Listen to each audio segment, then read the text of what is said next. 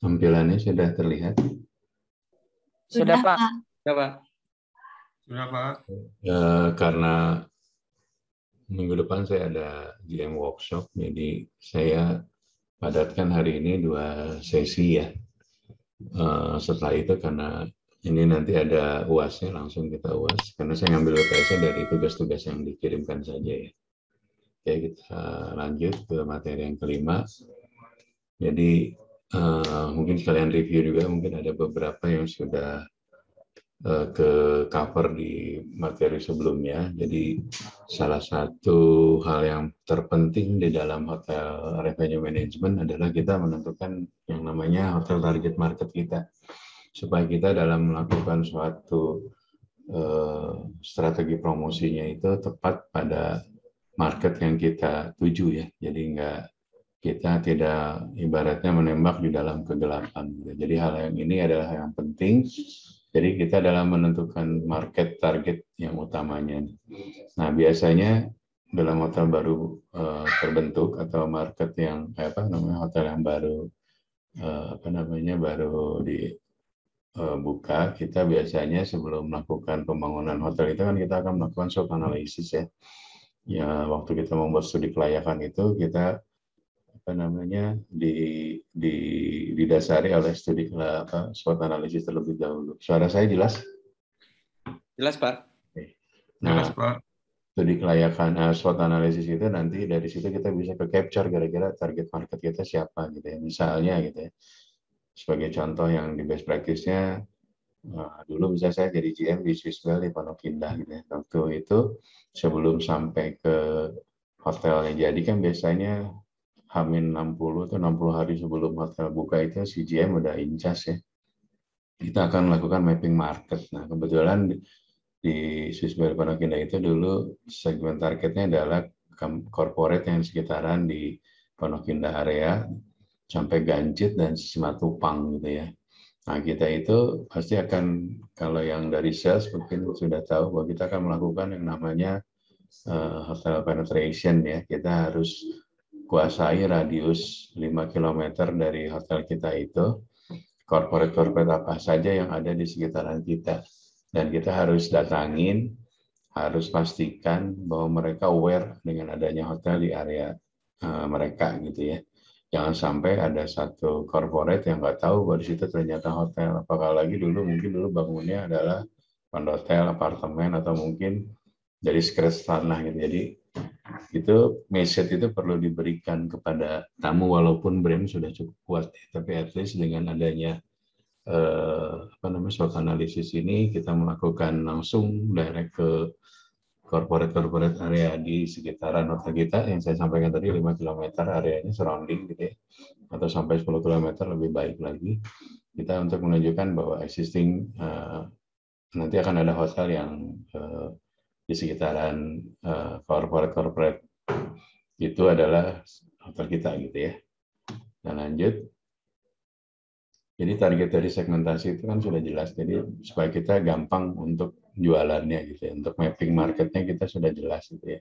Jadi karena kita tipenya kembali kasusnya di Swiss Valley Pondok Indah misalnya, segmennya jelas-jelas corporate ya. Corporate daerah situ kan ada farmasi, ada banking, terus ada beberapa oil company ya. Jadi beberapa oil company itu yang dulu jadi dari Sudirman, karena sewa di daerah Sudirman itu mahal, beberapa melakukan eksodus pindah ke area Simatupang ya. Jadi kalau di area Simatupang sekarang sudah banyak perkantoran-perkantoran di mana banyak dihuni oleh para perusahaan-perusahaan besar ya, malah jadi anchor tenant-nya gitu ya di gedung atau di perkantoran tersebut. Lanjut. Nah, ini mungkin batasannya dari segmentasi pasar ya. Jadi nanti kita akan membagi dari sisi geografik. Geografik itu apa aja? Yaitu pertama dari asal negaranya yang pasti, dari benuanya, negaranya, kotanya, lebih mengerucut lagi, lebih detail. Nah, semakin kita punya data yang lebih detail, itu semakin memudahkan kita nanti dalam melakukan review di revenue meeting ini atau di revenue management ini gitu ya. Nah, selanjutnya kita demografi, dari mulai umur, gender, family size, family life cycle, income, occupation, juga pendidikan dan agama ya. Dari sini kita bisa melihat ternyata mapping market kita banyaknya levelnya adalah 30 tahun ke atas gitu ya. Berarti kita harus punya konsep juga F&B-nya yang kira-kira masuk nggak nih ke yang umur-umur itu gitu ya. Nah, semakin kita semakin dalam mengetahui kedalaman kita punya segmentasi ini itu semakin baik gitu ya. Yang selanjutnya psikografi, nah contohnya sosial kelasnya lifestyle ya. Nah seperti dulu kita misalnya kasusnya kembali sama Swisswell Pondok Indah, dulu saya mencoba bahwa itu kan marketnya jelas sosialita di daerah Pondok Indah gitu ya. Dulu di situ tuh kan ada sekolah namanya Jakarta International School, mungkin udah tahu ya di daerah Trogong situ. Kita coba masuk ke komunitas-komunitas sosialita itu gitu loh. Terus dari lifestyle-nya juga kita mencoba membuat beberapa kerjasama dengan beberapa fashion designer gitu ya untuk bikin acara di hotel kita dengan harapan mereka akan stay atau mendapatkan experience di hotel kita, apalagi sekarang dengan adanya platform media sosial dan dia akan memviralkan waktu dia stay atau menikmati service di hotel kita ya. Sampai di sini ada yang mau tanya dulu sebelum saya lanjut? Nggak ada.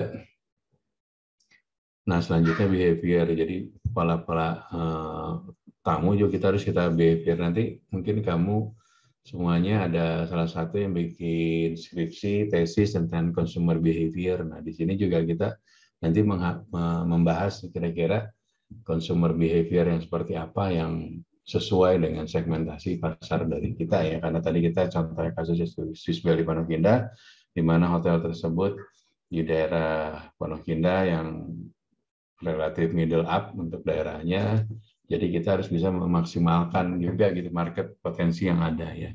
Nah dulu itu kita untuk membuat konsep restorannya pun kita tidak bisa mappingnya dengan restoran yang ada di hotel ya, kita harus coba samakan dengan kafe yang independen gitu, kayak di Kemang atau di daerah Pondok Indah banyak beberapa kafe yang independen atau restoran independen yang produk-produknya lebih ini ya, lebih update gitu ya dibanding hotel yang kesannya lebih konvensional hanya mengandalkan breakfast atau coffee shop aja.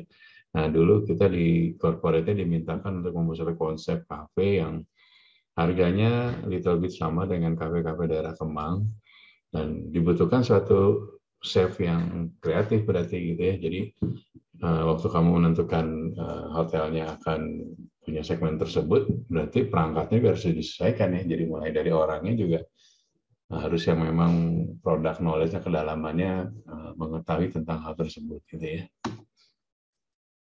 Jadi ini salah satu contoh benefit dari market segment seperti saya sampaikan tadi, dengan kita tahu behavior-nya atau background-nya dari para target market kita melakukan promosi digital marketingnya lebih dapat gitu ke marketnya langsung gitu ya.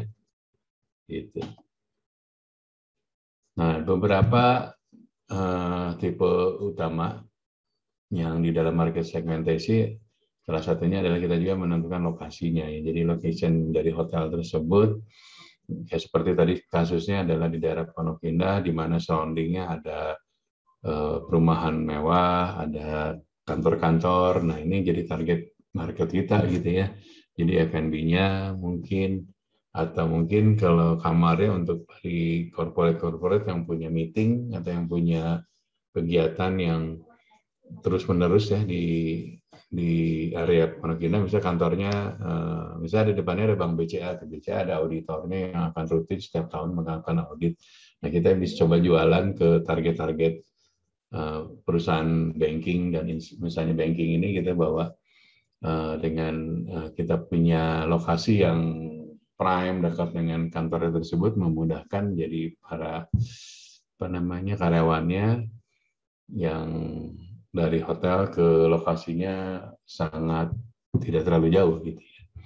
Besarannya terus juga amenities juga naik. Mungkin kalau beberapa brand besar gitu ya yang ada di dunia itu dia punya beberapa perbedaan yang signifikan ya. Jadi dari kelompok brandnya misalnya mungkin brand itu akan mempunyai beberapa karakteristik ya, dia punya luxurious-nya, dia punya brand untuk kelas economic scale-nya gitu ya, atau untuk yang modelnya premiumnya gitu. Jadi nanti akan korelasinya dengan amenities ini juga gitu, kayak Hotel Bulgari ya menggunakan amenities-nya brandnya ya Bulgari dan sebagainya, yang jelas akan menjadikan harganya jauh lebih mahal karena dia punya niche market yang memang apa ya namanya, dia tidak terlalu pengaruh dengan pricing karena yang dia carikan adalah experience dan atau kenyamanan dan suatu apa ya, selain experience itu kepastian, apalagi sekarang dengan adanya prokes ini ya. Jadi beberapa brand, kalau brand hotel kalau Anda perhatikan dia melakukan suatu gencar promosinya, salah satunya adalah how to handle the protokol kesehatan ini gitu ya. Jadi memberikan suatu rasa kenyamanan bahwa stay di hotel A tersebut itu sudah melakukan suatu prokes yang sangat komprehensif, karyawannya sudah divaksin, di setiap areanya ada peralatan protokol kesehatan dan sebagainya gitu ya. Di sini ada yang mau nanya? Nggak ada. Yang ini kayaknya kemarin udah kita bahas, kita lanjut aja. Mungkin ini ngasih contoh aja, ini adalah contoh dari revenue report ya bagi yang belum pernah di hotel. Jadi setiap hari kita akan ada namanya daily revenue report ya, yang akan menjadi dasar nanti waktu kita membuat revenue analysis dan revenue meeting. Salah satu sources-nya adalah dari revenue report ya. Kita lanjut ke revenue meeting. Nanti di revenue meeting akan dipimpin oleh revenue leaders atau director revenue atau revenue manager, ada GM dan seluruh SOD ya, terutama SOD-nya adalah yang revenue center ya. Nah, beberapa hotel menggabungkan revenue meeting dengan P&L meeting, tapi sebenarnya nature-nya revenue meeting itu hanya membahas tentang revenue aja, tidak ke tidak ke expenses ya di profit and loss. Nah, nanti dari setiap meeting itu kita akan melakukan reforecasting ya. Jadi 7 hari ke depan seperti apa sih forecast-nya, gambarnya gitu ya. Kalau kita 30 hari, 90 hari dan ke depan. Nah, semakin sering kita melakukan reforecast, semakin kita presisi, kemungkinan untuk achieve budgetnya itu semakin besar ya. Nah, salah satu contoh yang dibutuhkan untuk revenue meeting adalah data historik. Data historical, data-data sebelumnya, tahun sebelumnya dibutuhkan sebagai dasar waktu kita melakukan analisa. Seperti saya pernah sampaikan bahwa dasar historical analysis ini itu digunakan untuk kita tahu booking pattern-nya ya, booking pace-nya ya. Jadi pola booking window-nya seperti apa, orang stay di kita, pesan hotel kita tuh menggunakan channel apa, dan berapa hari dia melakukan reservasi sampai dia stay. Nah, historical analysis ini juga sangat digunakan. Jadi kalau kita punya data revenue management system yang sangat komprehensif dan algoritmanya benar, data ini akan memberikan suatu clue pada kita bahwa secara umum trennya adalah terjadi pick up berapa kamar itu dalam satu hari gitu ya. Nah, dari sinilah kita mengambil data tersebut. Feature analysis biasa kita melihat dari beberapa event ya. Kadang-kadang kita sebagai sales kita harus tahu kalender event kementerian itu dari tanggal 2022 itu ada berapa banyak sih meetingnya di Jakarta ya. Terus kira-kira market mana yang bisa kita ambil yang meetingnya mungkin kapasitasnya sesuai dengan hotel kita ya. Misalnya hotel kita hanya mampu di 30 pack atau 50 pack ya, kita harus fokus di market yang itu. Dan saat ini memang dengan kondisi bisnis yang mulai ngangkat, tapi memang beberapa pengamat bilang bahwa ke depan itu memang market terbesar baru government karena dia masih punya anggaran gitu. Tapi corporate mungkin slowly dia akan mencoba meeting, tapi tidak seperti 2019. Mungkin kemungkinan 2023 ini tidak sebagus di 2019 ya. Malah suatu riset dari McKinsey bilang bahwa recovery-nya Indonesia itu mungkin 2022 itu baru sekitar 80% dari 2019. Jadi bisa bayangkan, berarti kita harus mencari peluang-peluang lagi untuk bisa nyampe 100% sama kayak 2019 ya. Ada yang mau nanya nggak sampai di sini? Belum, Pak. Belum, Pak. Oke, ini bisa lanjut aja. Ini report-report yang biasa kita keluarkan nih dari revenue meeting itu. Salah satunya resources-nya ada reservation reporting ya. Jadi reservation itu kita bisa lihat kira-kira the next few days, 7-day forecast, 30 days forecast, next 3-month forecast itu polanya seperti apa, kondisinya seperti apa, booking on hand-nya berapa, forecast-nya berapa. Ada yang tahu nggak bedanya forecast sama booking on hand? Ada yang tahu bedanya forecast sama booking on hand? On hand yang udah pasti, Pak. Ini udah pasti. Tapi misalnya gini, kamu forecast sampai akhir bulan 30. Nah, pada saat ini on hand-nya kamu bisa lebih atau bisa kurang atau gimana menurut kamu? Gimana? Misalnya memforecastkan tadi 30%, tapi on hand-nya bisa lebih dari 30 atau bisa kurang dari 30 menurut kamu?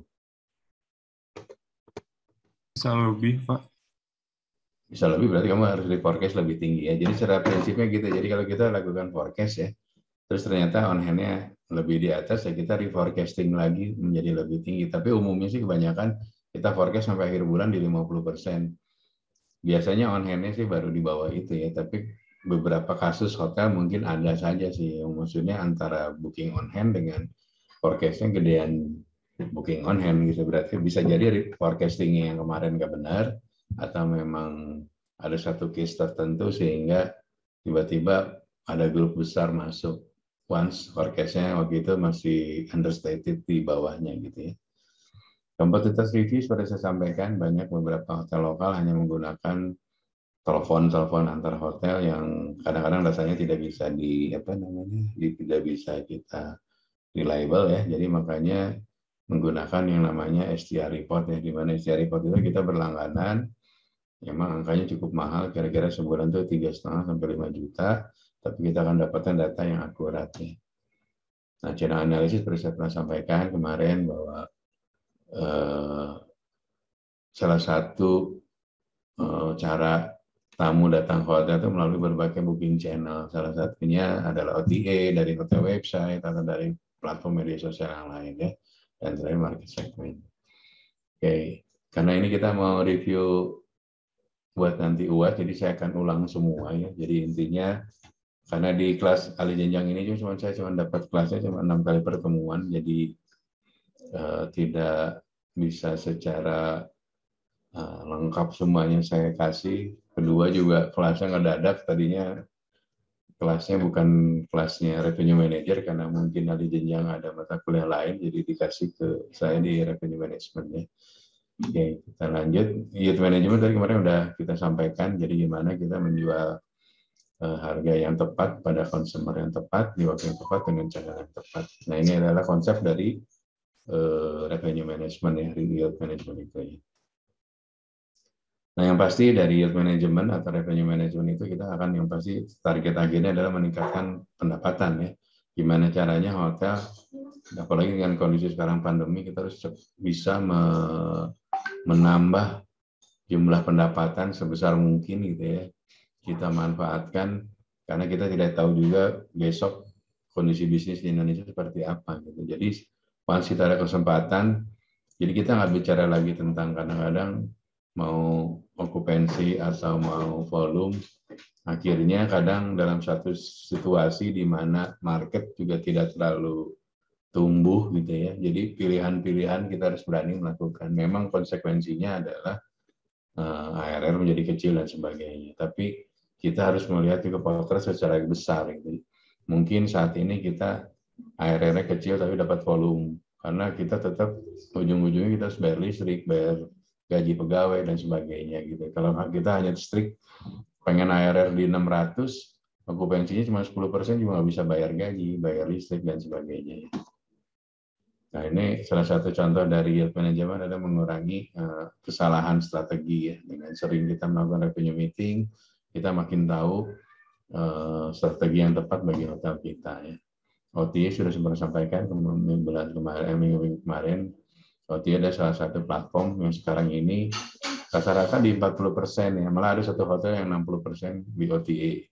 Kalau OTA-nya udah 60% berarti brandnya nggak bunyi itu, maka brandnya kurang bekerja ya. Jadi salesnya juga ngisinya cuma dikit, berarti kerjanya cuma OTA doang, jadi nggak perlu sales, nggak perlu brand kalau gitu, kalau OTA-nya udah gede sih ya. Nah ini contoh dari kekurangan dan kelebihan OTA, nanti kamu bisa baca deh.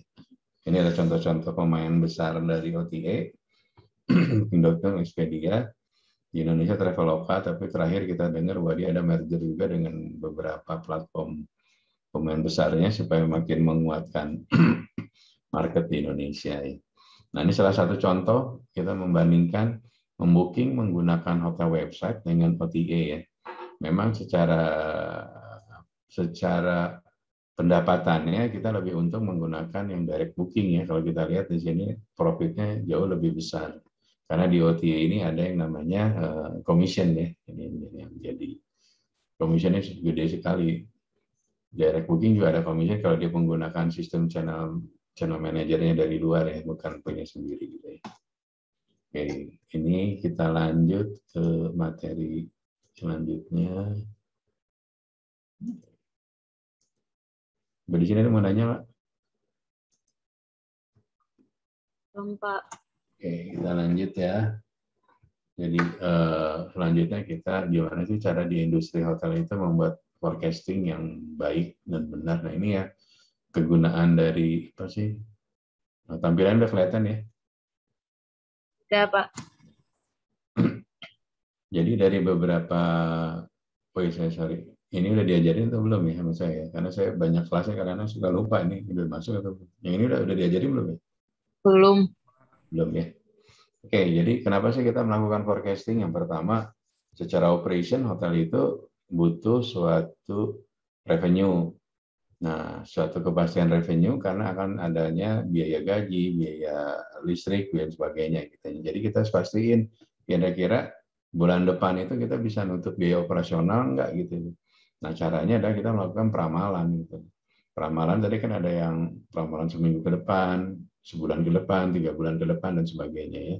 Dan forecasting ini kalau di perusahaan besar, di hotel yang sudah masuk ke bursa efek, itu salah satunya juga dipakai oleh para shareholder ya, atau perusahaan TBK itu dia akan melaporkan performan dari hotel tersebut kayak Intercon Hotel Group gitu ya, dia kan terdaftar di Bursa Efek London ya.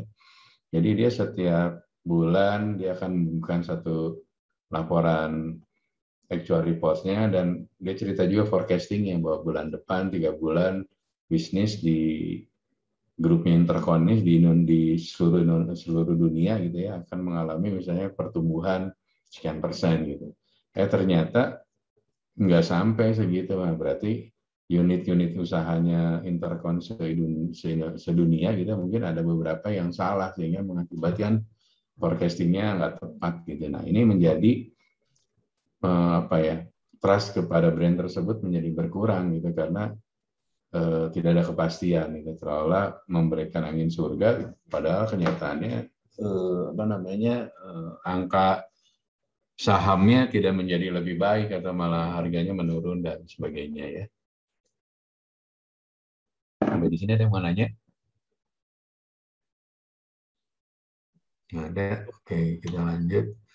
Nah, kalau di revenue management atau di di reservation system kan kita ada booking calendar atau demand calendar ya.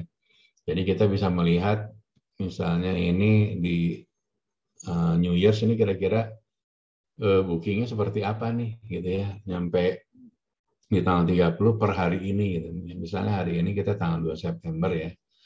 Ternyata bookingnya sudah naik di tanggal 30. Nah, biasanya kita akan melakukan yang namanya strategi blackout ya, kita tutup supaya dengan harapan nanti kita jual tamu yang direct, yang walk-in dengan harga yang jauh lebih tinggi gitu ya. Dikhawatirkan di tanggal ini kita bisa juga tutup nih OTA-nya gitu. OTA-nya ditutup atau kita kasih harga yang lebih tinggi, sangat tinggi gitu ya. Supaya yang masuk adalah harga yang bagus, premium gitu ya. Ini adalah salah satu contoh tools yang dipakai oleh revenue management dalam membuat forecasting, salah satunya demand calendar ya. biasanya dari sistem kita bisa ekspor ini datanya, dan kita bisa review dan analisa setiap kita melakukan revenue meeting ya. Ini contohnya dari sini, ini kalau ini dari sisi grafiknya, ini dari sisi room type-nya, nanti bisa ketahuan kamar-kamar apa saja yang sudah terbooking ya, kamar mana yang belum terbooking, bisa ini kamar yang harganya mahal, yang belum terbooking, atau bisa jadi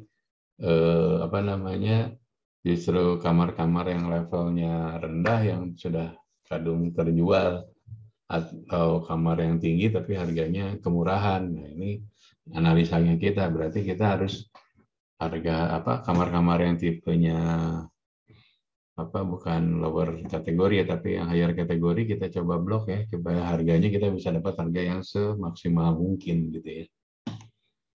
Ini salah satu contoh dari pickup report yang ada ini ceritanya di hotel di Sydney ya gitu ya. Jadi kita bisa melihat secara komset terjadi pertumbuhannya cuma di 0,4%, tapi hotel tersebut dia bisa pick up di 4,4.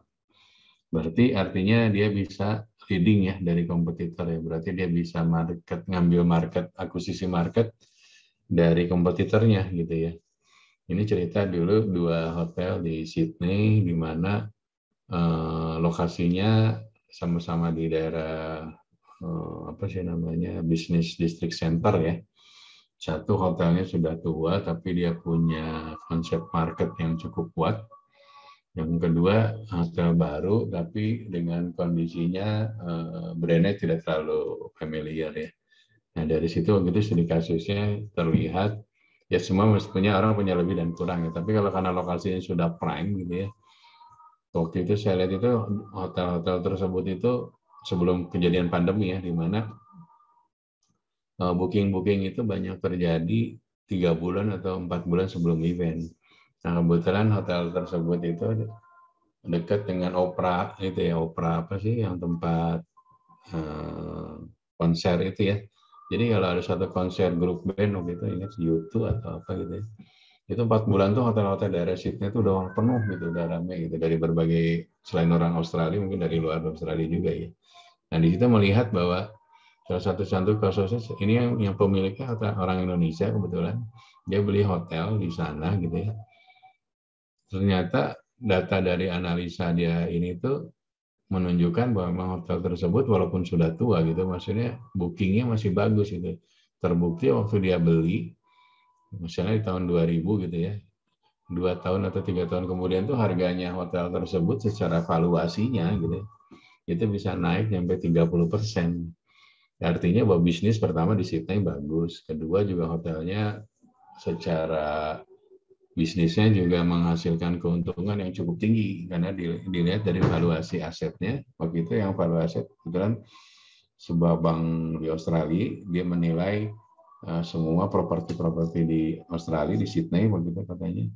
Dan kebetulan saya bekerja sebagai owner RP, kita dikasih report bahwa ini nilai aset kita itu sudah naik 20% gitu.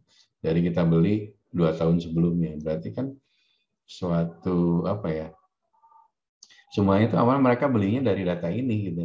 Dia kan beli data, ini ada beberapa hotel dijual di Sydney di Australia. Nah, orang Indonesia dia lihat ini mana. Nah, dia nanya ke berbagai konsultan di mana hotel mana yang bisa menghasilkan, pernah dengar yang namanya capital gain. Ada yang pernah dengar yang capital gain? Ada yang pernah dengar istilah capital gain? Belum, Pak. Jadi kalau kita punya tanah gitu ya, mungkin dulu tuh beberapa orang tuh kenalan sama orang bisnis development, misalnya kamu kenal sama orang Marriott atau orang Accor gitu ya. Kamu tanya aja akan buka di daerah mana gitu. Biasanya kalau ada hotel brand gede, tanah sebelah-sebelah itu ikut naik gitu kan ya. Nah itu salah satu contohnya yang namanya capital gain. Dulu waktu tanahnya itu sebelum ada hotel itu, misalnya nilainya hanya 5 juta per meter, tapi setelah dibangun hotel, jadi nilai tanahnya jadi 25 juta. Nah itu artinya kenaikan nilai aset atau capital gain gitu ya. Jadi kalau nanti kamu di finansial juga akan ada istilah namanya capital gain. Nah data-data finansial itu juga nanti bisa di-resource dari revenue management ini. Jadi dari trennya hotel tersebut mendapatkan pendapatan, sehingga para investor itu akan tahu nih hotel ini punya prospek yang bagus nih, lokasinya juga prime, tamunya ibaratnya okupansinya, city-nya udah tinggi, tapi hotelnya tersebut juga cukup cukup ramai gitu ya. Jadi menunjukkan performa yang sangat bagus untuk misalnya hotel itu mau dibeli atau kita mau sewa dan sebagainya gitu ya. Nah, ini salah satu contoh pick up analisis ya. Jadi ini ceritanya kita di bulan Januari nih. Kita melihat Februari pada saat ini closingnya forecast-nya di 40% gitu ya. Atau ini Januari 51, kita memforecast Februarinya misalnya di 35. Actualnya bisa 40. Nah, ini artinya terjadi satu kenaikan forecasting di mana dari awal pada bulan Januari menilai Februari akan closing di 35, tapi actualnya bisa 40.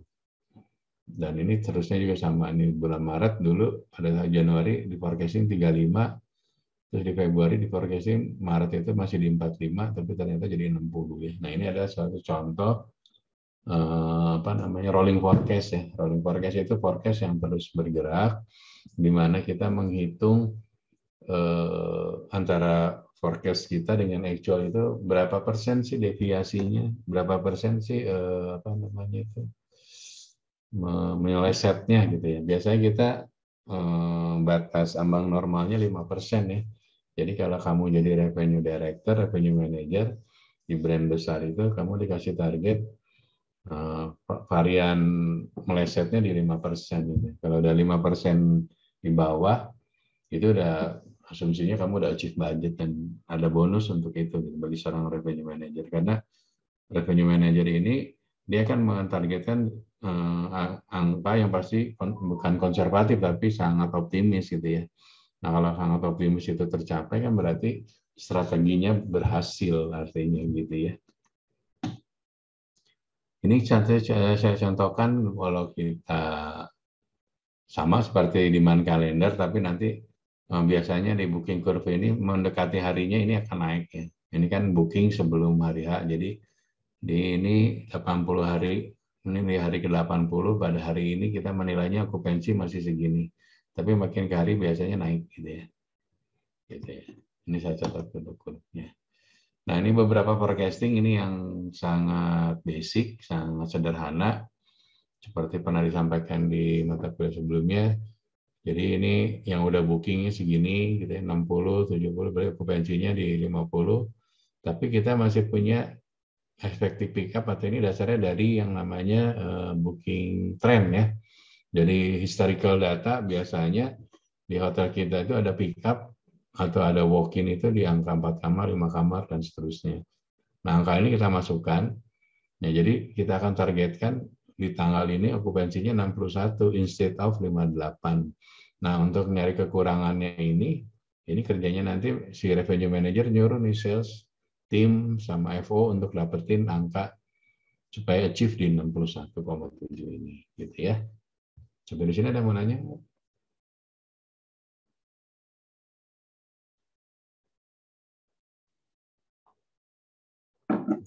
Saya lanjut ya.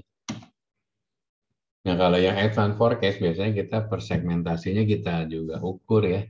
Jadi nanti dari sini kan kita bisa analisa nih segmen mana nih yang paling kuat gitu ya. Kalau dari sini ada yang tahu yang paling kuat di sini dominan hotel ini apa ya segmennya? Ada yang tahu? Dari pola bookingnya? Atau dari on hand-nya? Companies, Pak. Apa? Company. Company ya. Jadi tipenya nih corporate-nya banyak nih ya. Berarti ini memang target pasarnya adalah corporate ya. Mungkin ini hotelnya di area bisnis ya, sehingga segmen pasar yang terbesarnya adalah corporate gitu ya. Dibiasakan nanti waktu jadi revenue manager kita jangan ketergantungan pada satu atau dua segmen saja ya. Semua segmen kita harus sambangin, kita harus datangin gitu. Jangan sampai kita kuat di sini, once ini ada problem kita nggak punya kontingensinya gitu ya. Jadi kebiasaan tim sales itu kalau udah mainnya government aja terus itu karena udah yakin kamunya masuk, relasinya udah bagus, isinya itu doang gitu. Someday terjadi bookersnya ganti, terus nggak dapat lagi yang namanya government, mulai lagi dari nol corporate. Nah, jadi kalau kamu jadi dosen, kamu harus membagi sesuai segmentasi pasar ini bagi tim sales kamunya ya, supaya semuanya punya production gitu ya. Gitu. Sampai di sini ada yang mau nanya nggak?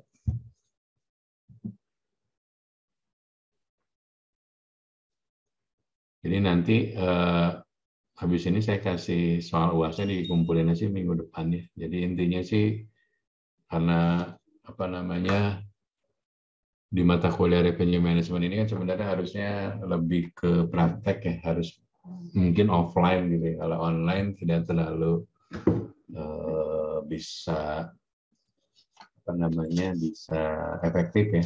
Kalau offline kita bisa latihan cara membuat forecastingnya gitu, karena di sini kita masih online, jadi materinya akan lebih banyak nanti latihan soal yang membahas apa yang sudah dibahas, jadi supaya sampai saya tahu berapa kedalaman penyampaian ini bisa masuk ke teman-teman mahasiswa semuanya ya. Jadi ini setelah tadi ada basic forecasting, ini adalah contoh advance dari forecasting gitu ya. Nah nanti beberapa hotel, ada masih yang menggunakan basic, masih banyak juga, beberapa lokal hotel, independent hotel, dia pakainya ini doang. Malah saya kadang-kadang juga bingung, ada satu hotel, daily revenue report-nya nggak punya segmen. Jadi tulisannya hanya room revenue, gimana cara mau analisanya gitu ya. Kalau kamu dapat data room revenue doang, kamu nggak tahu room revenue itu datangnya dari segmen mana, gimana kamu cara analisanya? Ada yang tahu nggak? Kalau kamu nggak punya segmennya, kira-kira gimana cara analisanya ya? Jadi saya pernah ngalamin ada satu hotel, daily revenue report-nya, tulisannya cuma room sales saja gitu. Nah, saya bilang ini gimana cara menganalisanya gitu. Atau dia punya paperwork lain, tapi akan kerja 2 kali nantinya kamu. Jadi kamu nggak bisa ngambil data sekali dari daily revenue report, udah ketahuan segmen mana yang paling besar gitu ya. Nah, berarti masih banyak juga, jadi beberapa hotel masih menggunakan pendekatan tradisional atau basic ya. Nah, kalau dengan advance nanti ini belum seberapa nih, nanti ada yang lebih advance lagi yang selain segmen juga booking page-nya, terus channelnya apa aja gitu ya. Nah, ini salah satu contoh yang ya cukup advance lah untuk beberapa brand bisa dipakai ini gitu ya. Selanjutnya untuk room rate ya. Jadi waktu kita bikin rate, masih ingat dari awal bahwa waktu kita hotel buka, biasanya kan ada nilai investasi ya. Ada yang pernah tahu istilah room bay sama room key nggak? Apa bedanya room bay dan room key, ada yang tahu nggak?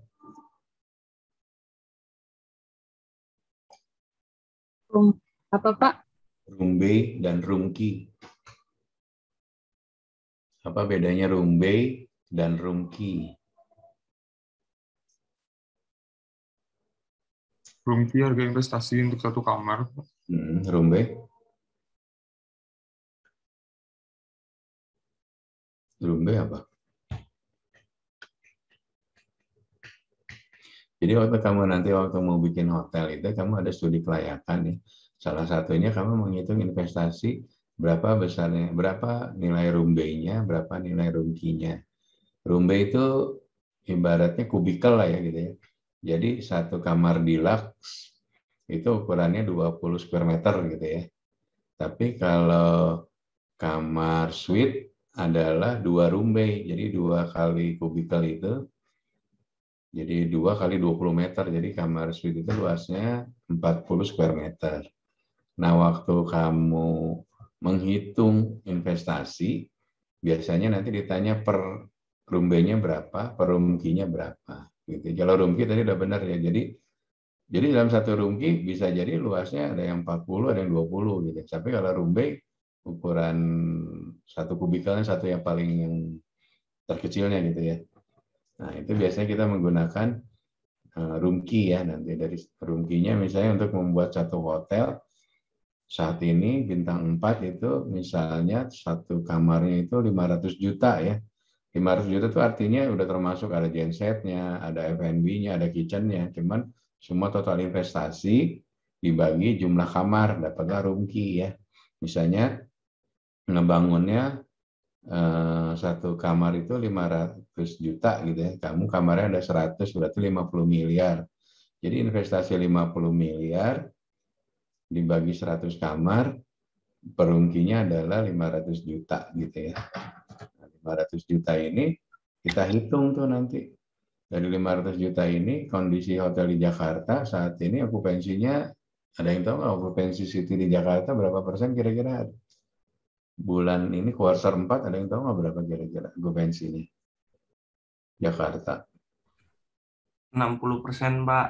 60, mungkin itu daerah Kuningan. Sudirman. Ya.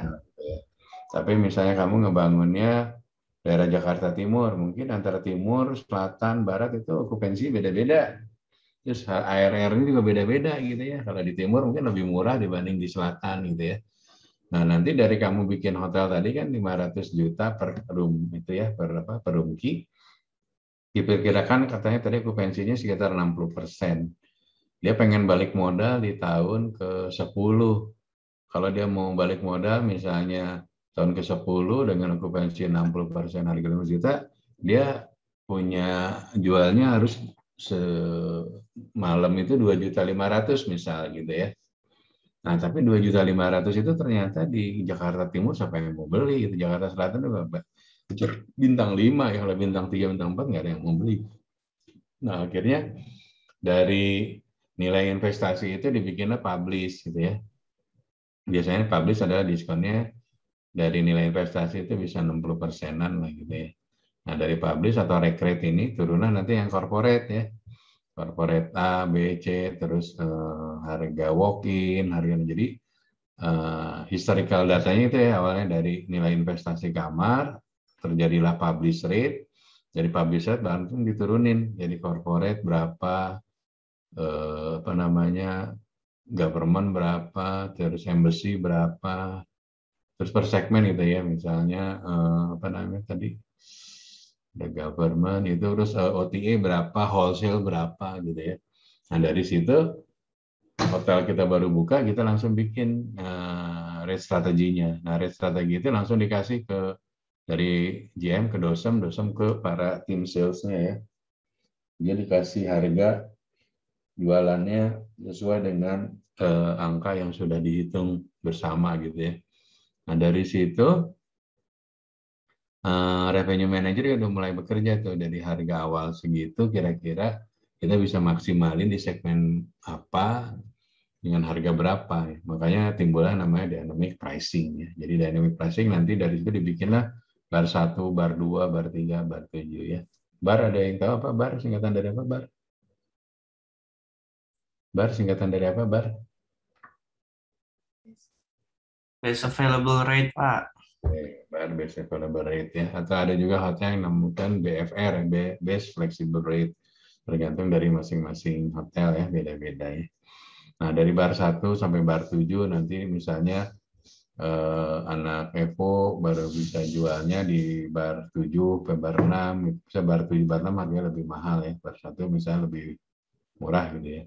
Biasanya ngasih bar 1 mungkin GM, bar 2 FOM, dosem, dan sebagainya. Nah, dari itu nanti disimpan kalau yang manual ya disimpan di front desk itu. Jadi anak Evo bisa jual di bar 7, misal harganya 1 juta, bar 6, 800, dan sebagainya gitu ya. Tapi kalau kamu udah punya yang namanya channel manager ya, kamu tinggal setup di situ, dia akan otomatis waktu okupansinya reach sekian persen, harganya langsung automatically pop-up-nya harga sesuai dengan yang udah di setup di awal ya. Nah, problemnya adalah salah satunya karena kita tidak bisa forecast secara tepat. Jadi ada kesempatan mau jualan, seperti saya sampaikan dulu ya, ada satu grup besar, tapi harganya misalnya slightly below dari harga saat ini, tapi grupnya cukup potensial, volumenya besar, 2 malam atau 3 malam kan itu kita berpikirnya jangan berpikir, apalagi kalau kamu sebagai GM kan kamu juga harus jagain yang namanya ARR, tapi kamu juga harus memastikan bisnis hotel bisa jalan gitu loh. Nanti kalau tadi seperti saya sampaikan, kalau hanya mau jualan ARR tinggi, Tapi okupansi rendah nggak bisa bayar gaji, nggak bisa bayar listrik dan sebagainya ya. Jadi benar-benar di revenue meeting ini dipikirin hal-hal yang terburuk, yang terbaik semuanya dibahas ya, sehingga kita bisa mendapatkan suatu kesempatan penjualan yang sebaiknya. Nah, itu juga salah satu kita kira-kira apa aja sih yang menyebabkan naik dan turunnya harga kamar ya. Seperti disampaikan bahwa pernah dengan adanya market disruption, salah satunya adalah di bintang 2, bintang 3 dengan adanya kayak Oyo gitu ya, atau Red Doors, itu virtual hotel operator, dia hanya jualan by system, tapi dia exposure-nya cukup luas, tapi dia nggak memperhatikan lagi level of service ya, kebanyakan karena kan cuma kayak kos-kosan atau bintang 1, bintang 2, jualan bed sama breakfast doang. Apalagi kalau dia udah ngasih deposit di depan gitu ya, dia akan jual harga ya sepanjang dia bisa jual harga itu semurahnya, yang penting cepat duitnya balik gitu, depositnya dia gitu ya. Oke, sampai sini mau nanya nggak? Saya ngomong terus nggak ada yang nanya nih. Halo, yuk. Ya. Ada yang mau tanya? Belum, Pak. Oke ya, kita lanjut. Ini sama contoh seperti tadi, kita ada satu studi case nih nanti.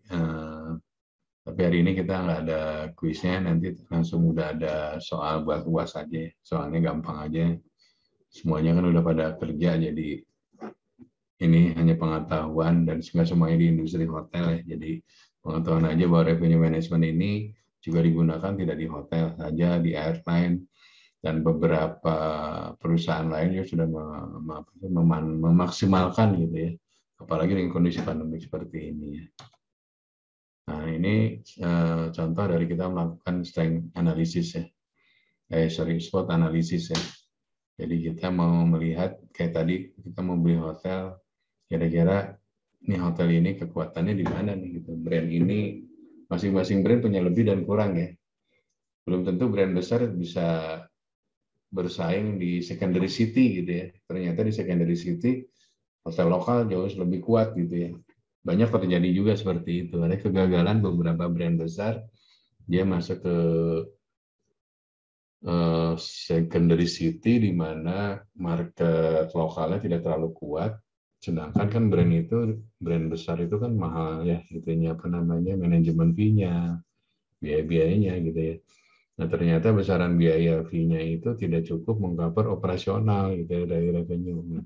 Jadi ini sebagai contoh, kalau kamu mau bikin hotel, terus kamu menyari operatornya, ya kamu harus juga market window shopping ya. Kita lihat dulu kelebihan dan kekurangan masing-masing brand ya. Banyak brand juga yang lokal yang cukup kuat ya, kayak Santika. Dia punya market yang cukup kuat ya, terutama di kota-kota besar, kota provinsi. Dia punya diferensiasi yang jelas, dia Indonesian Hotel benar-benar gitu ya, dari produknya, hampir semua eksekutifnya orang Indonesia. Terus dia mengedepankan F&B-nya juga lokal produk, dan dia punya branding yang cukup top of mind. Jadi beberapa corporate juga nyaman dengan Santika. Itu salah satu contoh brand lokal yang cukup sukses ya, yang saya lihat saat ini gitu ya, dibanding brand-brand besar lain asingnya. Dan kita harapkan brand lokal ini juga bisa go internasional ya, walaupun si Santika udah ada di Singapura ya. Tapi coba dibayangin kayak Thailand ya, Thailand punya sentra Anantara ya, dia udah buka di Bali, di Singapura, di mana-mana gitu. Brand lokalnya Thailand cukup kuat juga ya dibanding kita. Ini kita PR bagi semua orang hotelier untuk bisa brand kita bisa naik lebih bagus ya. Ini teori-teorinya saja dari revenue management, nanti itu cukup dibaca aja. Jadi dari teori-teori itu menunjukkan bahwa ya karena kondisi constraint dari revenue manager, terutama di hotel, revenue management di hotel itu karena produk inventory-nya itu perishable ya. Tadi saya sampaikan bahwa kamar hari ini kalau tidak terjual ya udah kesempatannya hilang. Jadi gimana caranya daripada hilang revenue-nya kita maksimalkan supaya terjual gitu ya. Terus adanya beberapa customer yang punya daya beli yang berbeda-beda gitu ya.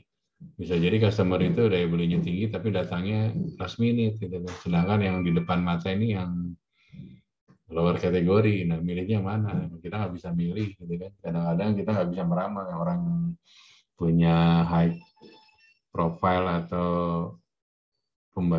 purchasing power lebih tinggi, kapan datangnya kita nggak ada yang tahu gitu ya. Nah maka dari itu karena constraint seperti itu kita harus memaksimalkan pendapatan di hotel itu. Jadi secara ini yield management itu gimana caranya kita ini kan di dalam menjalankan hotel itu kan sudah terbentuk yang namanya biaya ya. Kamar terjual atau tidak terjual hari ini listriknya tetap harus dibayar gitu kan. Kamarnya tetap harus dibersihin, berarti labornya room-boynya tetap harus kita bayar. Kamar dibersihin ada chemicalnya, jadi udah terbentuk biaya di sini. Dengan adanya biaya berarti kan kita harus gimana caranya biaya ini bisa ketutup dengan dijual gitu loh. Makanya nanti di yield management itu ada yang pernah sampaikan waktu kemarin adalah bottom rate-nya berapa gitu ya. Kayak dari dana investasi dari harganya 2.500.000 kita jual bottomnya misalnya di 1,5 gitu ya. Kalau hotel bintang 5 nih. Berarti kamu sales boleh jual paling rendah di situ, tapi sebisa mungkin di atas itu. Gitu ya. Nah ini adalah karena contoh dari yield management karena sudah terbentuk biaya di dalam itu. Untuk jualan itu kan perlu nanti ada kita kalau brand besar kan ada reservation expenses ya, walaupun itu variabel ya. Kalau terjadi revenue baru timbul. Tapi biayanya di awal sudah dibayarin gitu ya, di muka. Gitu. Ini ada yang mau nanya nih. Ini teorinya saja. Nah ini kita melihat dari apa sih namanya kalau kita nanti berlangganan STR global ya, kita bisa lihat ini misalnya hotel kita berbanding dengan Komset ya. Ini indirect kompetitornya. Bisa kita lihat polanya ternyata hampir sama gitu. Tapi positioning kita di atas di atas Komset atau di bawah gitu. Nah ini kita harus lihat. Ini kan masih di atas ya, walaupun turun kita masih di atas kompetitor gitu. Ini masih oke lah gitu ya. Tapi kan tren ini akan sama ya. Biasanya emang kota tersebut flow-nya seperti ini nggak mungkin. Kecuali kamu hotelnya niche market ya, kayak Aman Group gitu. Kamu nggak bisa ngikutin ini nih. Mungkin kamu bisa orang lagi turun dia harus tetap rame gitu ya. Karena marketnya ini kan marketnya generik ya secara umum gitu ya. Bukan market yang spesifik gitu ya. Oke, nah dari sini ini cerita tentang ini tentang rate gimana kita rate, mempositioningkan rate di berbagai kondisi ya. Once kita kapan di weekend jual di harga berapa, di di peak season, di low season, nanti ada kita ada punya kalendernya, punya mappingnya ya. Jadi saya sampaikan tadi dynamic pricing. Nah ini kalau ini ceritanya berarti bar yang paling ini yang diskonnya paling rendah ya. Jadi ini mungkin bar 5 ini harganya si anak Frondes, bar 1 ini terbalik, yang ini harganya lebih mahal 80%. Oke, sampai sini ada yang menanya nggak untuk dynamic pricing dan yang lainnya? Seperti saya sampaikan yang namanya parity ya. Jadi dalam parity itu kita harus memastikan harga kita itu sama di berbagai platform channel ya. Kita jualan di Agoda, jualan di Booking.com, di website kita, harganya harus parity, harus sama ya. Tidak bisa tidak parity, itu nanti akan jadi problem. Kita akan dikomplain ya sama OTA-nya. Ya kita mencoba untuk mendorong bahwa semua tamu itu masuk ke website kita ya. Dengan harapan nanti akan menjadi loyal market kita. Kedua juga kita jauh lebih murah kan, kita nggak usah bayar komisi ya dengan adanya dengan bookingnya lewat apa namanya, kita punya ini ya, punya portal ya. Ada yang mau nanya sebelum saya lanjut ke budget?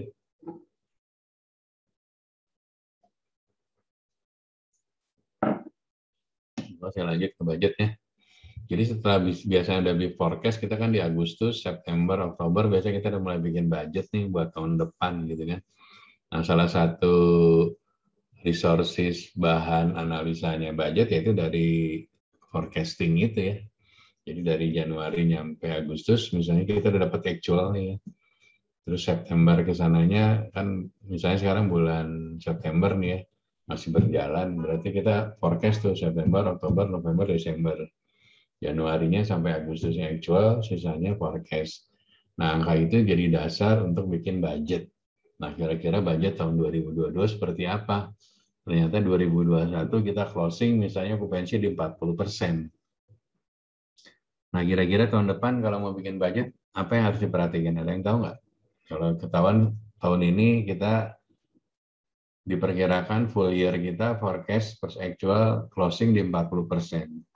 Menurut kamu nanti tahun depan bikin budgetnya gimana? Kalau tahunnya di sini sekarang 40. Ada yang tahu nggak? Melihatnya kayak tahun sebelumnya, Pak.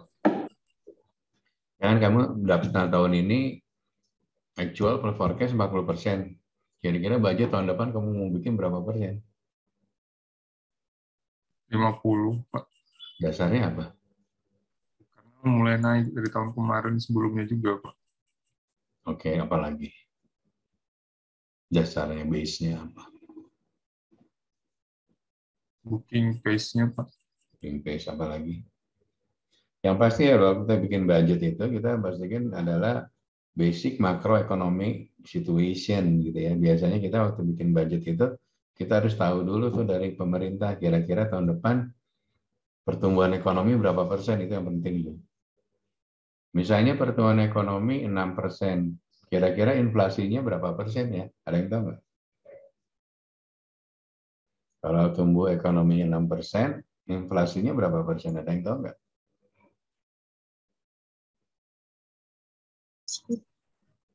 Berapa?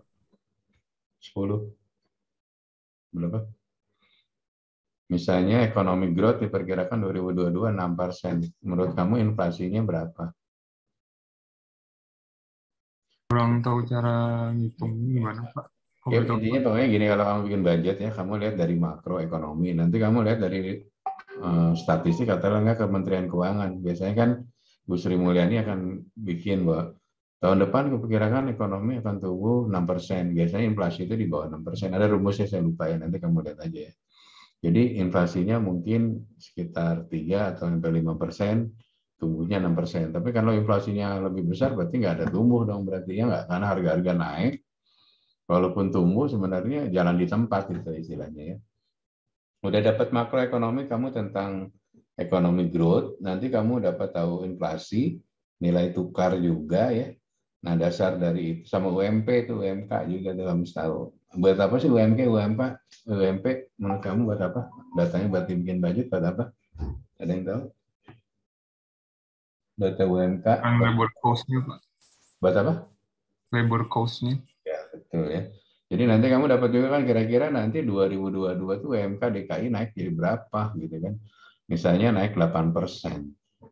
Oke, berarti kita harus bikin budget gajinya yang bottom paling rendah gitu ya, yang sekarang paling rendah misal ya front desk, housekeeping atau security, atau paling rendah misal 4,5 gitu, 4.500.000, terus tumbuhnya 8%.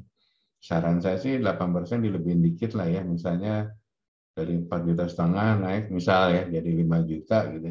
Nama kamu di lebihin dikit aja 5.100.000 gitu, atau 5.050.000 gitu dengan antisipasi kalau terjadi kenaikan di tengah tahun ya. Tapi biasanya jarang, tapi biasanya kita ngasih spare. Itu kan baru budget, nanti actualnya kamu nggak selalu ngikutin angka budget, misalnya ngikutin actualnya aja gitu ya. Nah, dari udah dapat data itu baru kamu bisa bikin yang namanya budget. Tapi sebelum budget terjadi expense itu kan yang dibutuhkan adalah revenue-nya dulu nih kan. Bisnis plan-nya seperti apa gitu kan ya.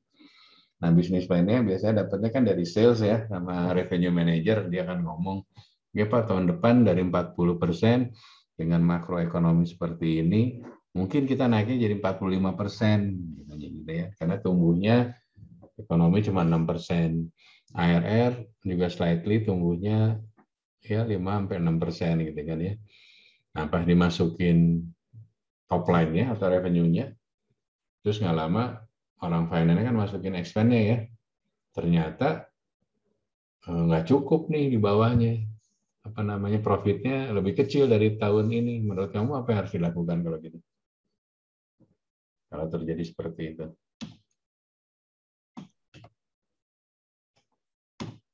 Jadi kalau misalnya seperti itu ya, jadi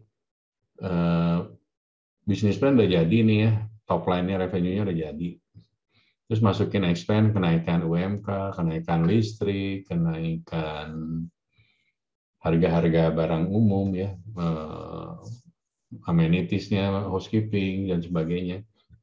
Ternyata profitnya jauh lebih rendah daripada tahun ini. Owner kan pasti nggak mau ya, corporate juga pasti nggak mau. Nah, biasanya kita lakukan reforecasting lagi, bisnis plan lagi, naikin lagi bisnis plan-nya gitu ya. Kalau enggak, cutting cost-nya atau expense-nya, kira-kira apa yang masih bisa kita turunin ya. Nah, jadi budget itu ada beberapa tipe, salah satunya long term dan short term. Long term itu budget biasanya kalau kita ini ya, bikin buat bank ya. Jadi si bank minta 10 years forecast itu, 10 tahun forecastnya, supaya dia tahu oh balik modalnya berapa lama. Tapi short term biasanya 1 tahun itu digunakan untuk operation ya. Jadi kalau long term biasanya buat owner, pengen tahu berapa balik modalnya, buat banknya biar tahu, buat corporate juga tahu kira-kira dia harus kerja berapa tahun untuk balikin modal si investornya gitu ya. Nah, budget dibagi beberapa tipe, capital budget. Ada yang tahu capital budget artinya apa? Capital budget apa artinya? Ada yang tahu capital budget artinya apa?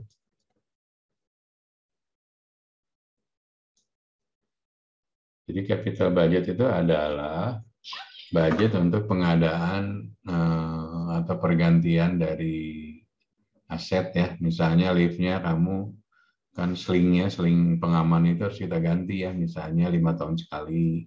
Ya kamu harus anggarin tuh.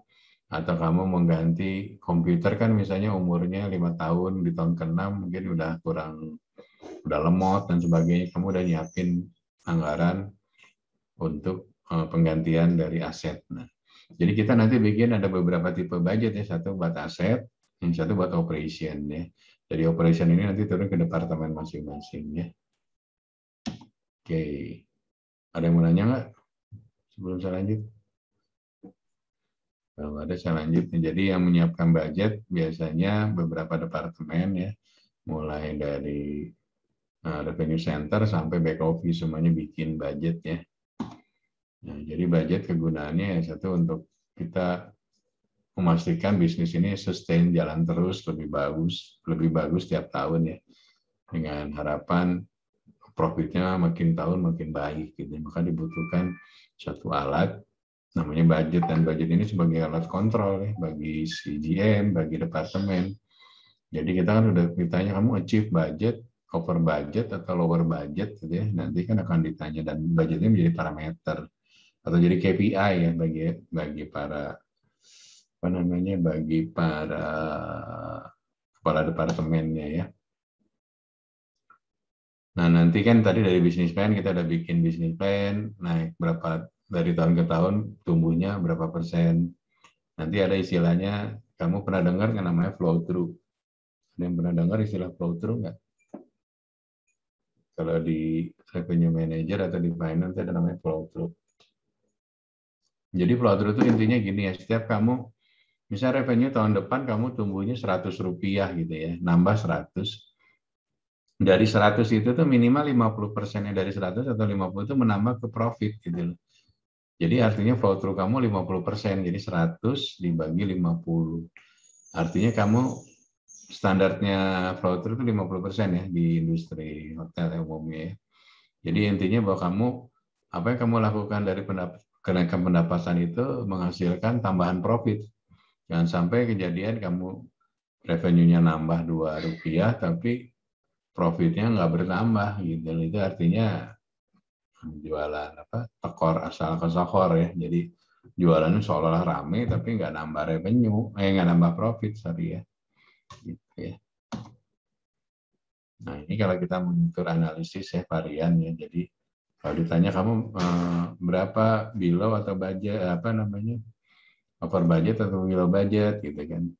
Nah kayak gini nih, budgetnya 50.000, bangket sales 50.000 US dollar, actualnya 47. Ini achieve atau below? Nggak achieve, Pak. Below ya, jadi di bawah 2.750. Nah ini cara menghitung yang sangat sederhana ya. Jadi cara menghitungnya adalah budget dikurangin dengan actual-nya ya. Ya harusnya ada yang minus, ya, harusnya ini dikurang ini actual dikurang budget, ini minus harusnya jadi unfavorable. Sama, jadi semua departemen nanti akan ditanya, kamu compare ke budget gimana? Lebih, inline, atau below gitu ya. Ini parameter yang untuk kita nanti sebagai departemen head akan dilihat kemampuan dia memanage departemennya. Kalau dia bisa achieve budget, atasnya achieve, revenue-nya achieve, profit-nya achieve, ya berarti departemen tersebut sudah cukup berhasil ya. Walaupun nanti ada KPI lainnya selain budget, selain financial achievement gitu ya. Nah ini kalau kamu cara ngitung percentage adalah jadi variannya berapa dibagi dengan nilai yang mau dibandingin dikali dengan angka ini seperti ini budget gitu ya. Jadi ini kan selisihnya Rp15 ya. Jadi budgetnya 185, kamu achieve 200 actualnya. Berarti kamu over 15. Nah 15 ini tuh berapa persen sih? Cara ngitungnya 15 dibagi 200. Karena ini 200 ini menjadi ininya ya menjadi actualnya kan 200, jadi lebihnya 15. Ini sebenarnya ini 185 nih, sorry. Ini bukan 200, ini 185. Jadi kelebihannya dibagi nilai budgetnya dikali 100%. Jadi ini naiknya 7,5% artinya. Ini salah ya, harusnya ini 185.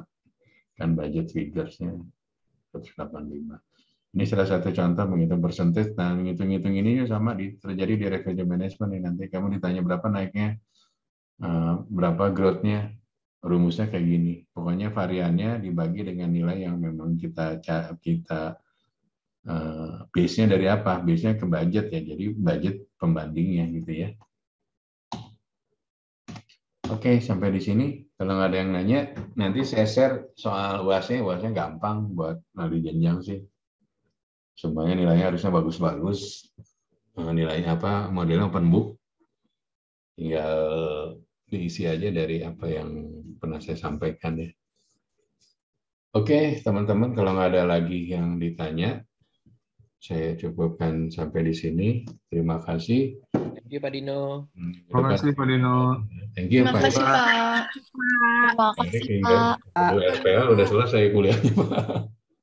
Pak Erik jadi udah langsung Iya. beres. Oke, teman-teman, kalau memang ada yang mau nanya tentang revenue management atau mata kuliah lain, bisa nanti WA saya kalau pas lagi nggak sibuk, mungkin saya akan jawab. Itu aja, sukses buat semuanya, salam sehat, sampai ketemu di sesi selanjutnya ya. Ya, terima kasih Pak Dino. Terima kasih. Terima kasih, Pak. Terima kasih.